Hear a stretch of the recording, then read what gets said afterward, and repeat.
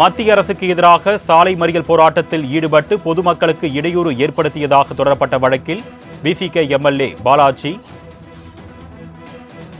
தற்பொழுது விடுதலை செய்யப்பட்டிருக்கிறார். அது தொடர்பான அண்மை செய்தியை நாம் பார்த்துக் கொண்டிருக்கிறோம். இது குறித்த கூடுதல் விவரங்களை செய்தியாளர் கிருஷ்ணமூர்த்தி வழங்க நாம் கேட்கலாம். வணக்கம் கிருஷ்ணமூர்த்தி, கூடுதல் விவரங்கள்.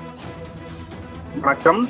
மத்திய அரசுக்கு எதிராக சாலை மறியல் போராட்டத்தில் ஈடுபட்டு பொதுமக்களுக்கு இடையூறு ஏற்படுத்திய வழக்கில் விடுதலை சிறுத்தைகள் கட்சியின் திருப்பூர் சட்டமன்ற உறுப்பினர் எஸ் பாலாஜி உள்ளிட்ட 6 பேரை விடுதலை செய்து தற்போது சென்னை சிறப்பு நீதிமன்றமானது தீர்ப்பளித்திருக்கிறது.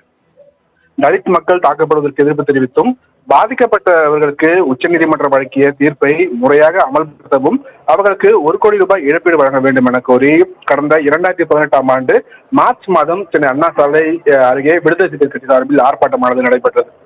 அந்த கட்சியின் துணை பொதுச் செயலாளர் எஸ் பாலாஜி தலைமையில் நடைபெற்ற இந்த போராட்டத்திற்கு காவல்துறை அனுமதி வழங்கவில்லை. அனுமதியின்றி நடைபெற்ற போராட்டத்தில் கட்சியினர் சாலை மறியலில் ஈடுபட்டார்கள். இது தொடர்பாக சென்னை திருவல்லிக்கேணி காவல்துறை பாலாஜி, செல்லதுரை, செல்வம், அப்துல் ரஹ்மான், ஜெகன் வெங்கடேசன் ஆகிய 6 பேர் மீது அனுமதியின்றி கூடுதல், பொதுமக்களுக்கு இடையூறு ஏற்படுத்துதல், அரசு ஊழியரை பணி செய்ய விடாமல் தடுத்தல், கூர்மையான ஆயுதங்களை கொண்டு தாக்குதல் உள்ளிட்ட பிரிவுகளுக்கு அவர்கள் மீது 2 வழக்குகள் பதிவு செய்யப்பட்டது.